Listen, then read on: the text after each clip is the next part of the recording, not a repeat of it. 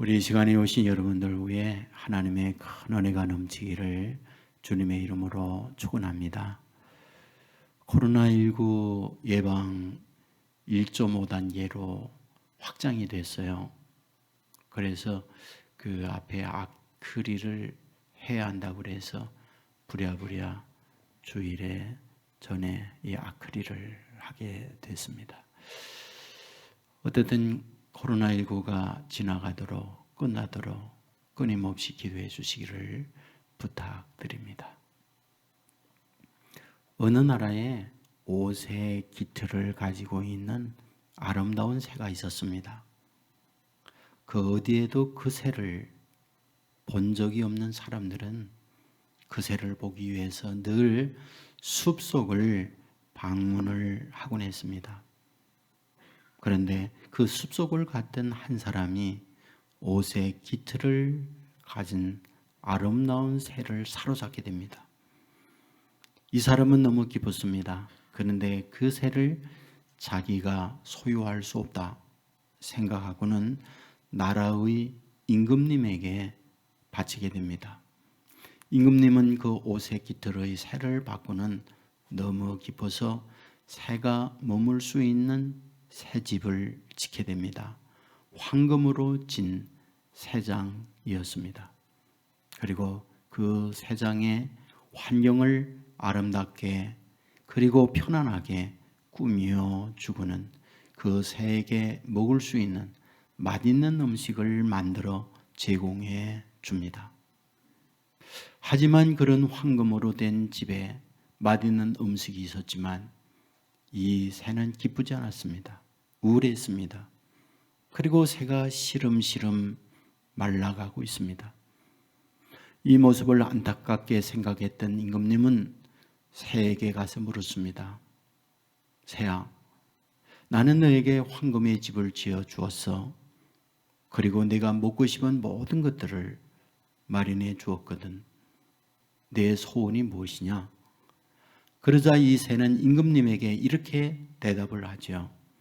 저는 황금의 집도 그리고 맛있는 음식도 싫어요. 저에게 소원이 있다면 나의 가족을 만나는 겁니다. 이 말을 들었던 임금님은 신하를 다시 숲으로 보내서 이 새의 가족을 찾아오도록 명령을 내리죠. 신하들은 숲에 가서 이 새의 가족을 찾는데 누나를 만나게 되죠. 그리고 누나에게 동생 새의 상황을 이야기합니다. 동생 새는 잘 있다. 황금의 집을 짓고 잘 지내고 있고 그곳에서 풍성한 음식을 먹으며 지내고 있다. 이 말을 들었던 누나 새는 놀랐어요. 그리고 쇼크를 받고 그 자리에서 죽어버리게 됩니다. 신하들은 당황하죠. 그리고는 급히 돌아와서 임금님에게 이 사실을 아뢰게 되죠. 이 말을 옆에 있던 새장의 새가 듣게 됩니다.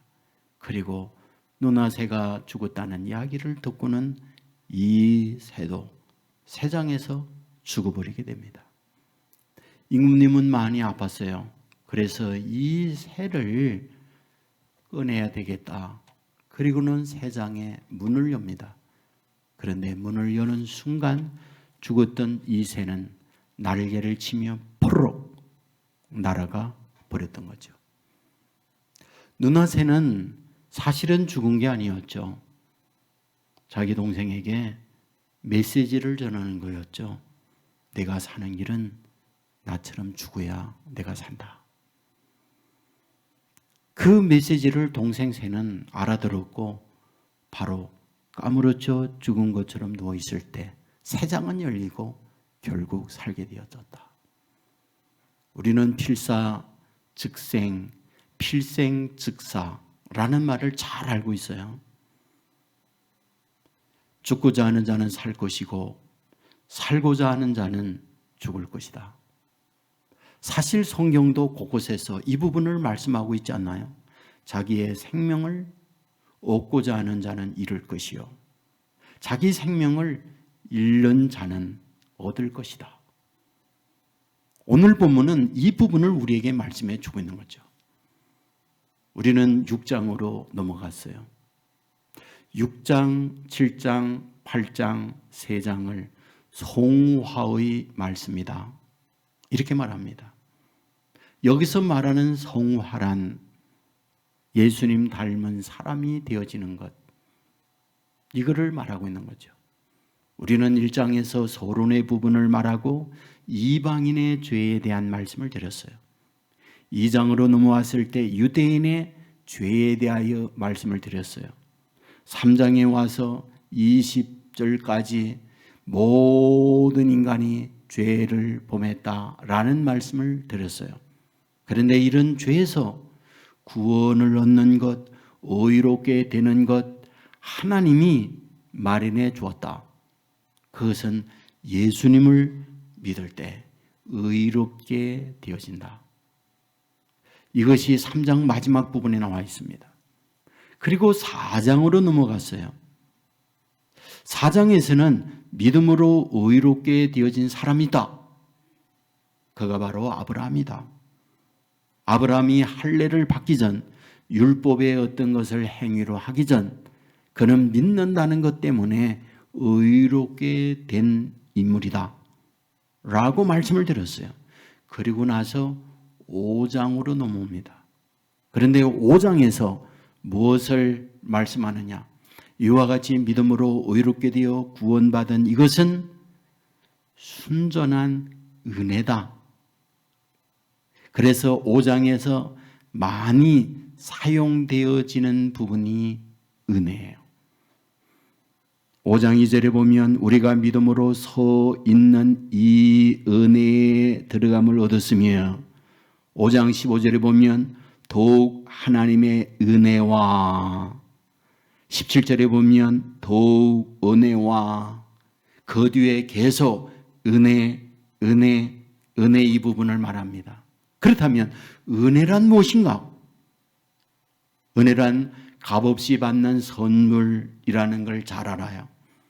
내가 어떤 수고, 내가 어떤 노력, 내가 어떤 투자를 한 것이 없는데 나에게 어떤 상급, 어떤 선물이 주어지는 것을 은혜라고 말을 하죠. 바로 이 은혜의 내용을 바울은 5장에서 말을 하고 있잖아요. 5장 6절에 보면 우리가 아직 연약할 때, 경건하지 아니할 때 예수님이 죽으셨다. 8절에 보면 아직 죄인이었을 때 그리스도께서 죽으셨다. 우리가 원수 되었을 때에 그의 아들 예수님이 죽으셨다. 무슨 말인가요? 경건하지 않아요. 죄인이에요. 원수입니다. 사랑받을 만한 게 없어요. 그런데 예수님께서 나를 위하여 십자가상에 죽으셔서 나를 건져 주었는데, 나를 살려 주었는데 그게 바로 은혜다, 은혜. 그걸 얘기하고 있는 거죠. 그런데 이에 대하여 시비가 걸렸어요. 시비 거는 사람이 있어요. 시비가 뭡니까? 그게 오늘 본문 1절이에요.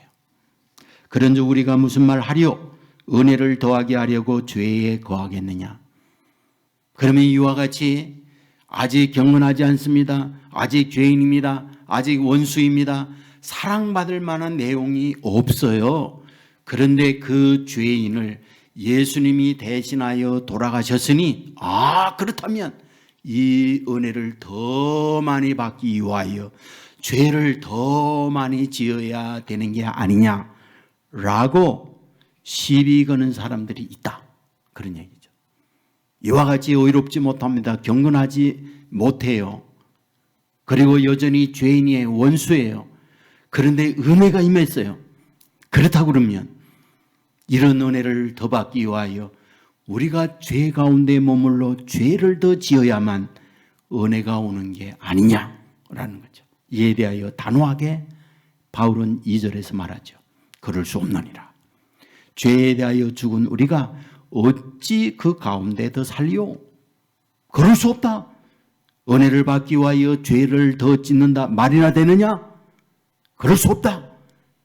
그리고 나서 우리가 죄를 지을 수 없는 이유를 말하죠. 뭐라고요? 죄 가운데 죽었어요. 그러므로 어찌 죄를 더 지을 수 있느냐라고 말하고 있는 거죠. 아십니까? 오늘 본문에 보면 가장 많이 사용되어져 있는 단어요. 어떤 단어를 가장 많이 사용하고 있을까요? 그 죽음이에요.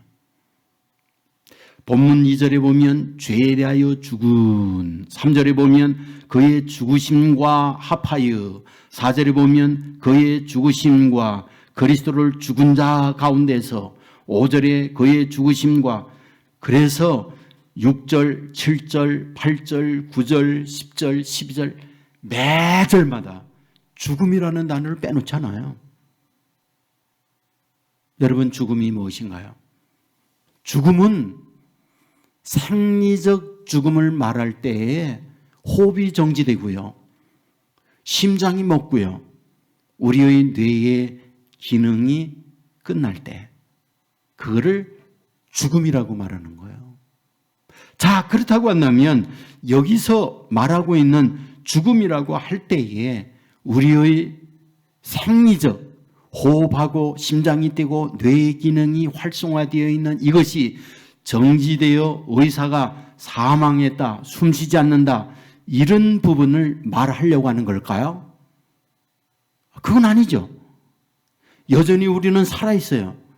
그런데 성경은 우리를 향하여 너희 죽었다 라고 말하고 있을 때 그 죽음이 무엇이냐는 거예요. 어떤 죽음이냐는 거예요. 우리는 5장 마지막 부분에서 왕노릇 하는 부분에 대한 말씀을 들었어요. 17절에 보면 한 사람의 범죄로 말미암아 사망이 그 한 사람을 통하여 왕노릇하였은즉 아담이 우리를 왕노릇한다고 말이죠.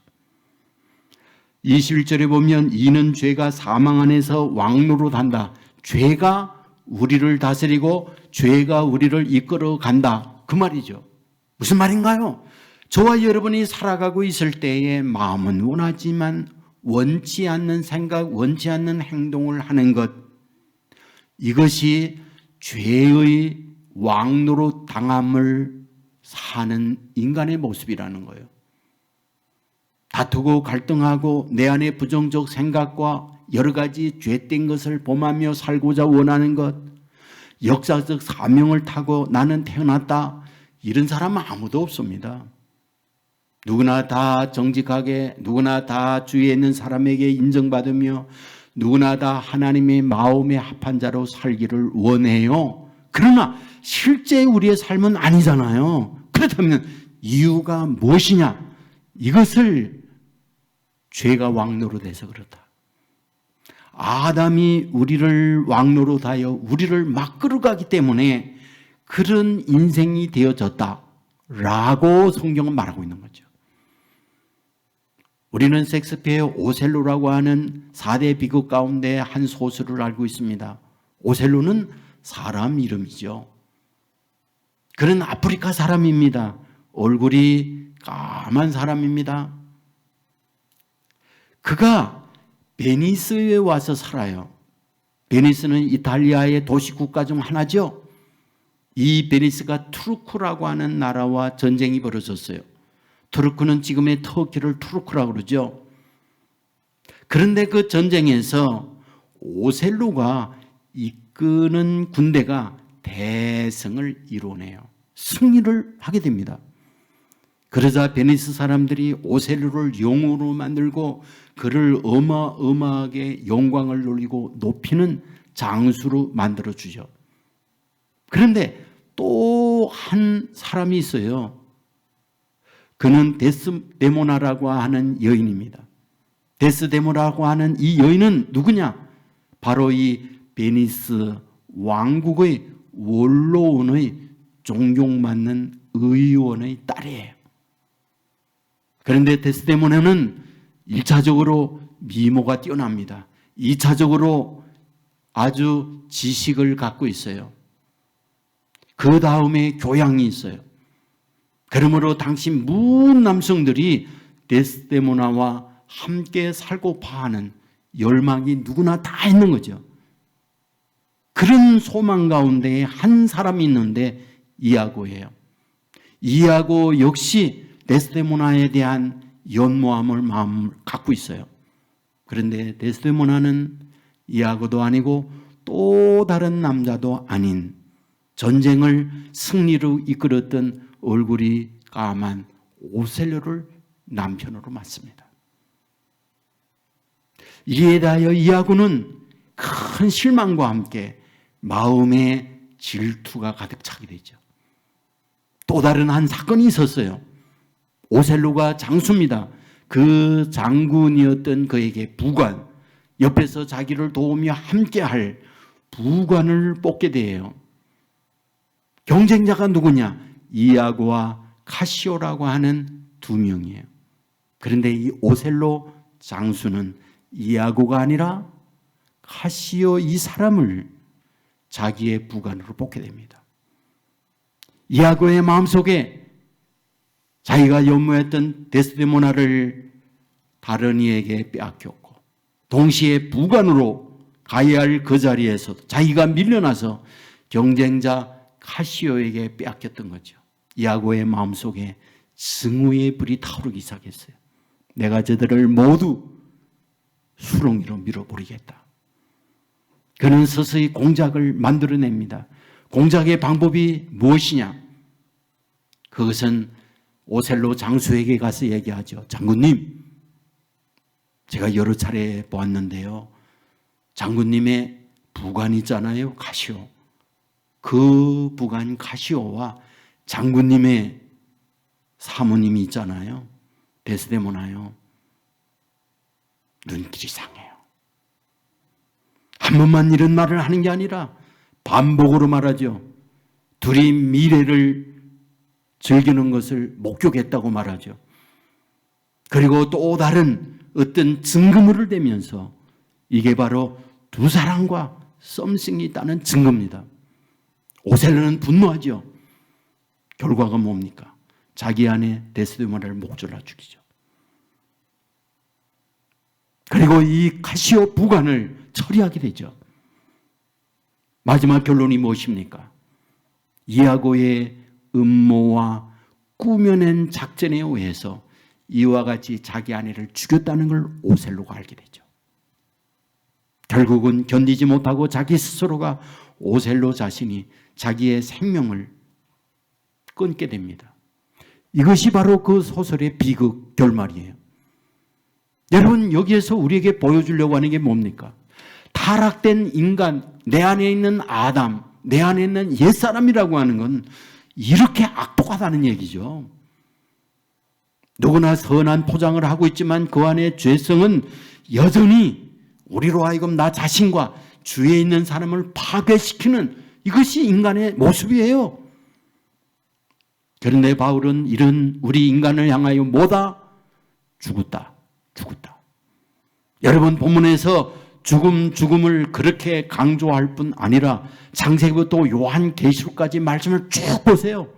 이 죽음의 문제를 절대 포기하지 않습니다. 선악을 알게 하는 열매를 먹었던 아담 하와가 자기의 부끄러움을 나뭇잎을 엮어서 가립니다.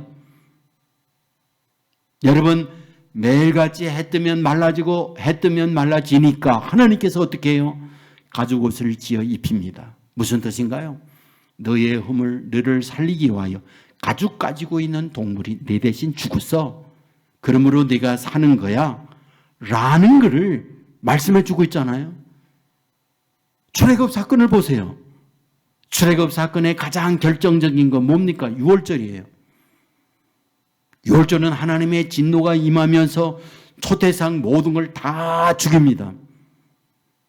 이집트의 초태생이 죽어가니까 다 손들고 당신들 이 땅에서 떠나라. 그래서 출애굽되는 거잖아요. 그런데 하나님의 진노가 임할 때 이스라엘 백성은 넘어가요. 왜?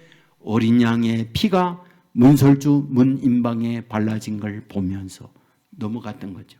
그래서 넘어가다, 그래서 6월이다. 그 절기를 6월절이라고 말하고 있잖아요. 뭡니까? 어린 양이 죽음으로 너희들은 사는 거야 라고 말씀을 해주는 거죠.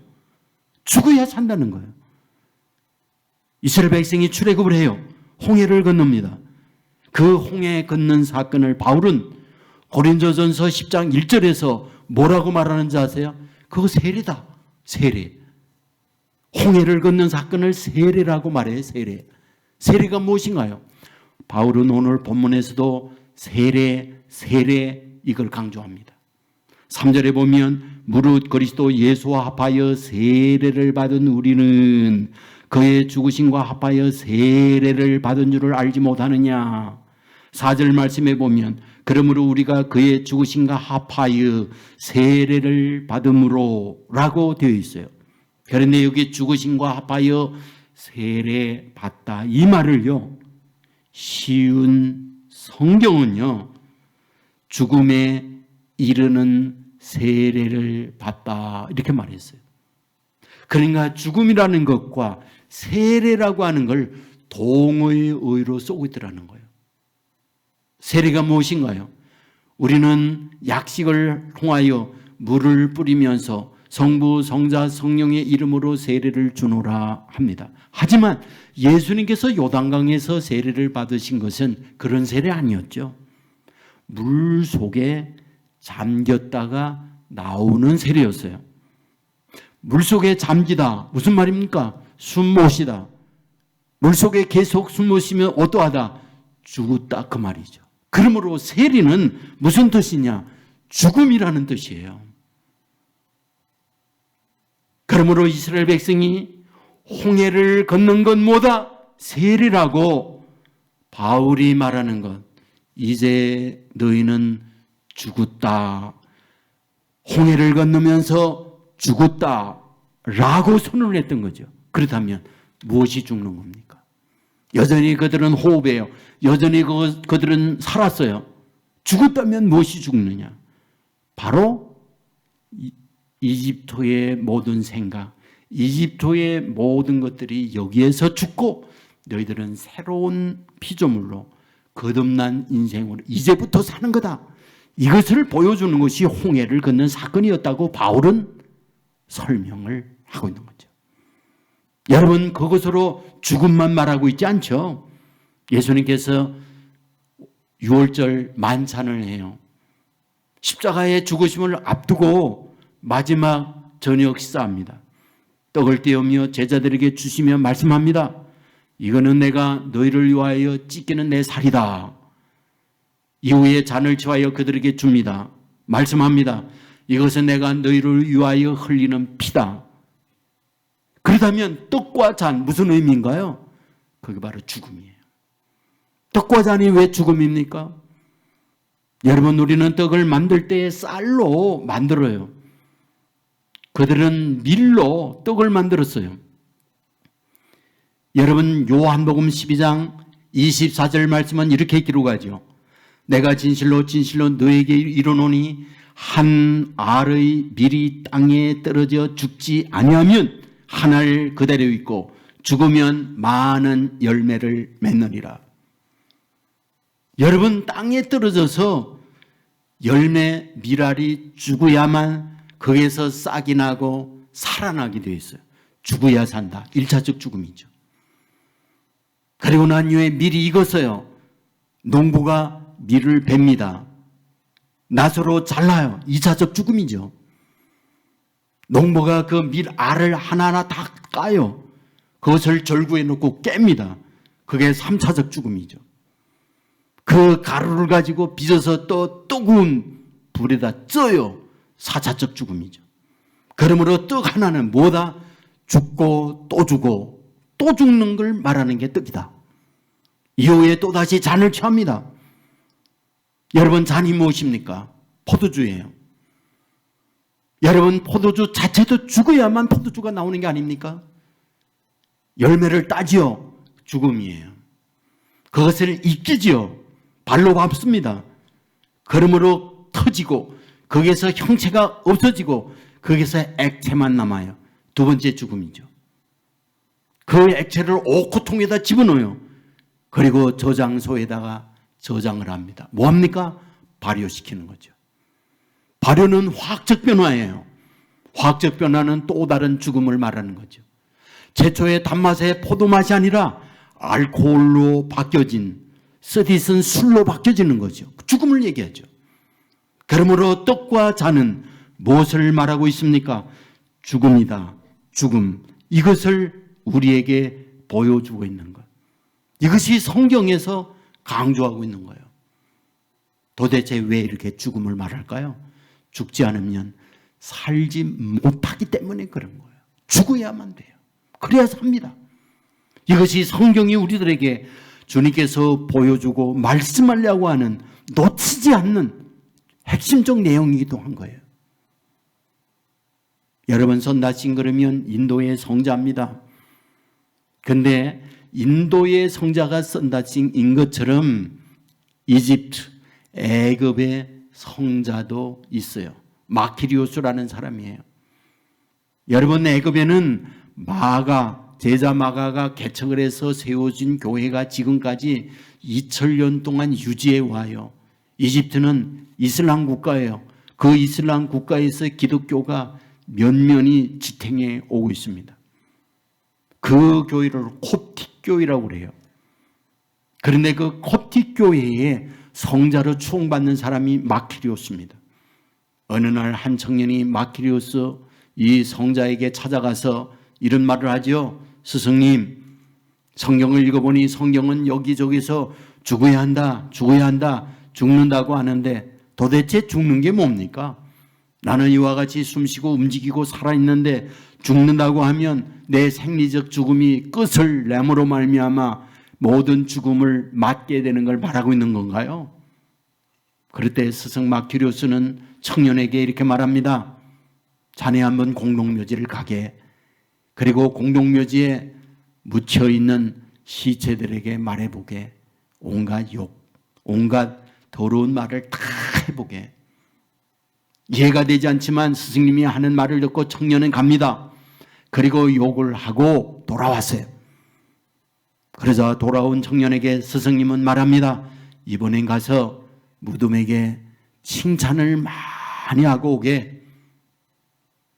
다시 또 청년은 무덤을 찾아가서 칭찬을 많이 하고 옵니다. 그러자 스승은 청년에게 묻습니다. 그래, 자네 가서 그 시체에게 욕을 하니 시체가 뭐라고 말하든? 청년은 말하죠. 아무 소리 안 했는데요. 그래, 칭찬을 할 때 시체가 뭐라고 하든 아무 소리 안 하던데요. 바로 그게 성경에서 말하는 죽는다는 걸세. 내가 비난을 받는다 할지라도 그게 대항하지 않고 너를 높이고 너를 칭찬한다 할지라도 오만에 지지 아니하는 것, 그게 바로 죽은 거라네. 성경에서 죽어야 한다라고 할 때 죽음은 그걸 얘기하고 있는 거야 라고 말씀을 해 주었던 거죠. 우리는 잘 아는 말씀이 있습니다. 갈라디아서 2장 20절 말씀. 내가 그리스도와 함께 십자가에 못 박혔나니 그런즉 이제는 내가 사는 것이 아니요 내 안에 그리스도께서 사신 것이라. 내가 십자가에, 그리스도와 함께 십자가에 못 박혔다. 그러므로 내가 사는 것은 내 안에 그리스도가 사는 거다. 여러분, 이것이 죽음을 향한, 우리를 향하여 주님이 하시는 말씀이에요. 에베소서 4장 22절에 보면 너희는 유혹의 욕심을 따라 썩어져가는 구습을 따르는 옛 사람을 벗어버리고 오직 성령이 새롭게 되어 하나님을 따라 의와 진리의 거룩함으로 지으심을 받은 새 사람을 입으라. 여기에 육심의 욕심, 썩어져가는 구속, 그리고 옛 사람을 벗는다. 죽는 거죠. 그리고 예수 그리스도로 덧입고 새로운 사람이 되어진다. 이것을 말씀하고 있는 거잖아요. 이것을 좀 더 확대해서 설명할 필요가 있어요. 저와 여러분이 여기에 있어요. 무슨 말인가요? 과거의 결과물로 오늘 저와 여러분이 여기 있는 거예요. 그러면 저와 여러분의 과거 찬란합니까? 자랑입니까? 남들에게 인정과 높임을 받는 과거인가요? 그런 거 있죠. 하지만 부끄러운 것도 많이 있잖아요. 나만 알고 있는 수치, 지우고 싶은 것. 내 삶의 가장 그때 큰 오점, 시간이 갔고 세월이 갔지만 여전히 그때의 과거, 내 인생을 힘들게 만드는 것 있잖아요. 행복하지 않아요. 그때를 생각하면. 그때를 생각하면 악몽을 꿀 때도 있어요. 그리하여 과거가 저와 여러분의 노예화해서 고리가 되어서 저를 괴롭게, 여러분을 괴롭게 끌고 가는 일이 얼마나 많이 있냐 이거죠. 그런데 오늘 여기에서 예수님과 함께 십자가에 못 박았다, 이 말은 무슨 말이냐? 그 모든 것들이 다 끝났다, 다 죽었다, 이것을 본문이 말하고 있다. 이 사실을 믿으시기를 주의 이름으로 축원합니다. 여러분, 골로새서 1장 13절은 말이에요. 그가 우리를 흑암의 권세에서 건져내사 그의 사랑의 아들의 나라로 옮기셨으니, 그가, 예수 그리스도가 흑암의 권세에서 우리를 건져내서 아들의 나라로 우리를 옮겼다. 새로운 사람이 되어졌음을 말씀하고 있어요.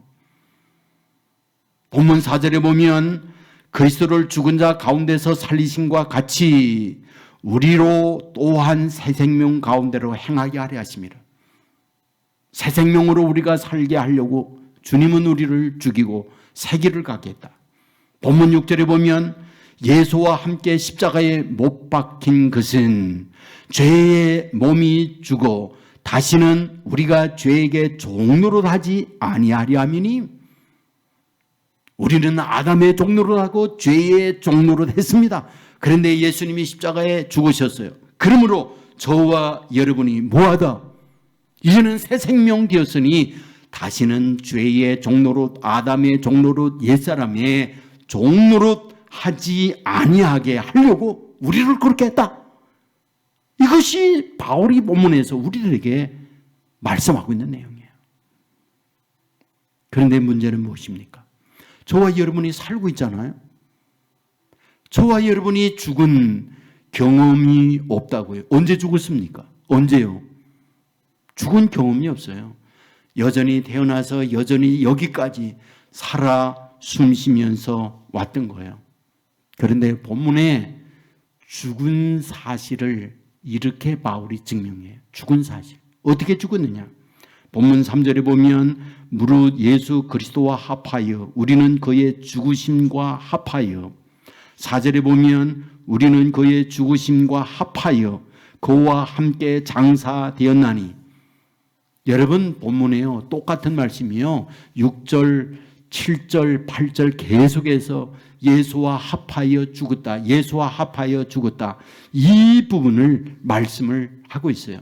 본문은 우리의 죽음을 예수님이 죽은 죽음에 함께 죽었다라고 말씀을 하고 있는 거죠. 그러니까 2000년 전에 십자가상에서 예수님이 돌아가셨다는 것은 오늘을 살고 있는 저와 여러분의 죄도 그때 예수님이 대신 같이 죽으셨다라는 걸 말하고 있는 거예요. 여러분, 이것을 함께다, 연합이다, 합하다 라고 하는 단어로 본문은 말하고 있는 거예요. 아담 하와가 죄를 범했습니다. 죄를 범했다는 말은 하나님과 결별했다, 하나님과 떨어져 나갔다는 말이에요. 그런데 하나님이신 예수님이 세상에 옵니다. 어떻게 해요? 임마누엘로 오셨어요. 하나님이 우리와 함께 하다, 임마누엘이잖아요. 합하다는 말로 우리에게 말씀해 주는 거예요. 예수님이 실제 살면서 사람들에게 말했어요. 내가 너희를 고아와 같이 버려두지 않는다. 내가 너희와 항상 함께한다. 이것이 성경에서 우리들에게 말씀하고 있는 거예요. 여러분, 문제는 무엇입니까? 함께해요, 동행해요, 연합해요. 그런데 함께하고 연합하게 되어질 때 누구와 연합합니까? 어떤 사람과 연합해요? 여러분들이 여러분의 배우자, 남편이나 아내와 합해요, 연합되었습니다. 원수요 살면 냄새나고 이와 살면 정말 인생의 비극이다라고 하는 그런 분들과 연합해 함께 삽니까? 그런 사람 아무도 없어요. 마음의 돌과 함께 있을 때 기쁘고 즐거울 때 그와 같이 합하여 사는 거예요. 그렇다면 우리 예수님이 저와 여러분과 연합한다, 동행한다, 함께한다라고 할 때 저와 여러분에게 어떤 매력이 있는 거냐고요. 합해할 수 있는 예수님의 마음에 드는 게 뭐가 있느냐고요. 아무것도 없죠. 아직 경건하지 않습니다. 아직 죄인입니다. 아직 원수입니다.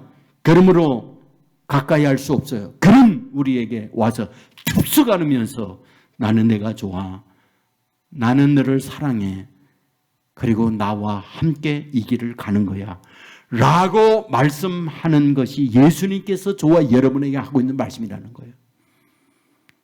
여러분 이러한 주님의 마음, 주님의 모습을 볼 때 우리가 감동하지 않나요? 여러분 베드로를 생각해 보십시오. 갈리 바닷가에 배우지 못하고 가난한 가운데에 꿈을 던지며 어부 생활하던 그입니다. 어느 날 예수님께서 그에게 와서 한 말이 있죠. 내가 지금까지 고기를 잡았지만 이제는 나를 따르라. 내가 너로 사람 낚는 어부가 되게 하리라. 이 얼마나 기쁜 일인가요? 예수님을 따라 예수님의 제자가 됩니다.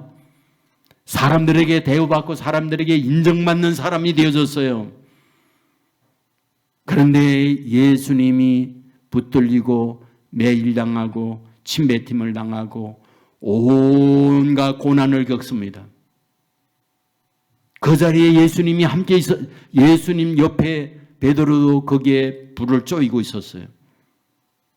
그때의 힘없는 여종 하녀가 베드로를 보면서 당신도 예수와 한 배잖아 라고 할 때에 예수님을 저주를 했던 거죠. 나는 모른다고.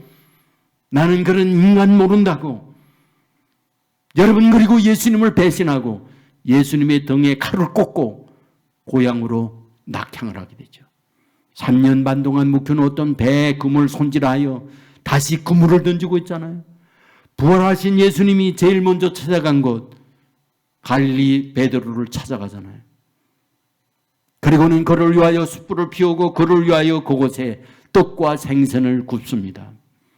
추워 떨고 있는 베드로에게 따뜻한 온기를 주고 배고픈 그에게 떡을 배고픔을 해결하기 위하여 주게 되죠. 여러분 그런데 그때의 예수님이 뭐라고 말해요? 내 양을 먹이라고. 네가 내 양을 책임지라고. 그 말하고 있잖아요. 말이나 됩니까? 말이나 되냐고요. 여러분 어찌 이런 배신자에게 예수님의 양을 맡기고 있느냐는 거예요. 그게 예수님이라는 거예요. 사랑받을 수 없는 우리와 사랑하고 함께 동행하고 우리와 인생길을 가게 하겠다는 거예요. 그게 예수님이라는 거예요. 우리는 구약에서 호세아를 보잖아요. 호세아는 당시 문 여성들에게 영순이의 남자였어요. 좋은 집안입니다. 인물 좋습니다. 많은 재산 능력을 갖고 있어요. 문 여성들이 호세아를 바라보고 있죠. 어느 날 하나님이 와서 중매섭니다.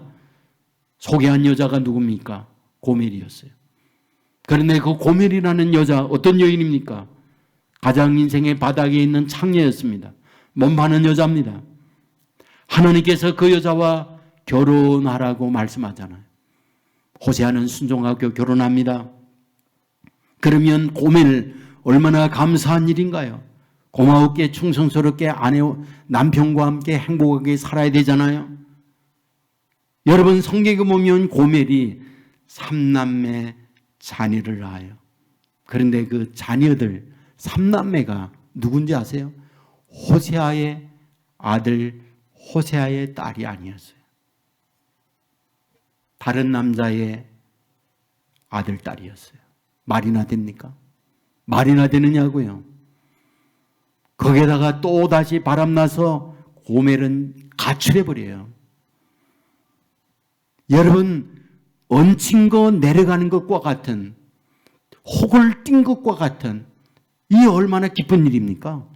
호세아에게서 말이죠. 근데 하나님이 찾아와서 호세아에게 뭐라고 말해요? 내 아내 어디 있는지 아느냐? 모릅니다.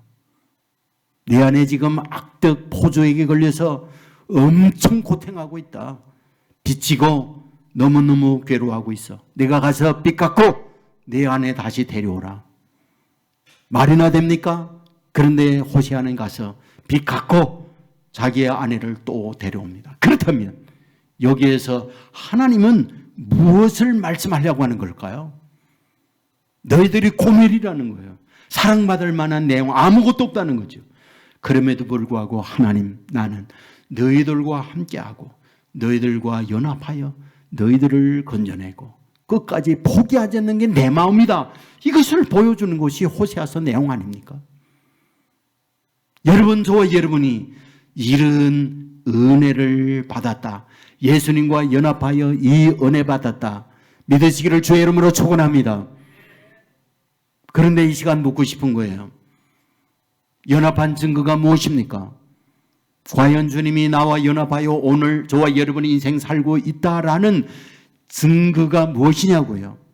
우리는 함께 이 자리에서 예배를 드리면서 함께 연합해 있다 하는 걸 우리 눈으로 확인이 돼요. 여러분의 가정, 여러분의 남편과 아내, 그리고 여러분의 자녀들과 함께 거하고 있는 것, 집안에 들어가면 눈으로 확인이 돼요.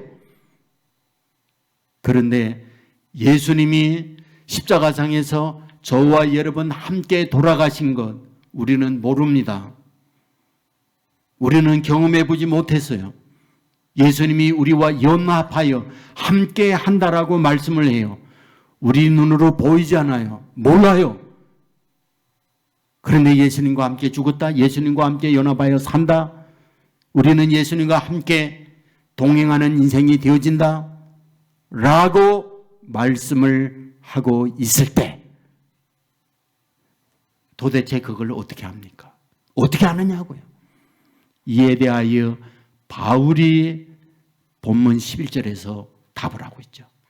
본문 11절 말씀에 보면 이와 같이 너희도 너의 자신을 죄에 대하여는 죽은 자요 하나님께 대하여는 살아있는 자로 여길지어다. 여길지어다.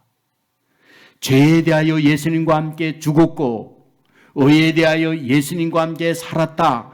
이 사실을 그렇다라고 여겨라. 그렇다라고 인정을 해라.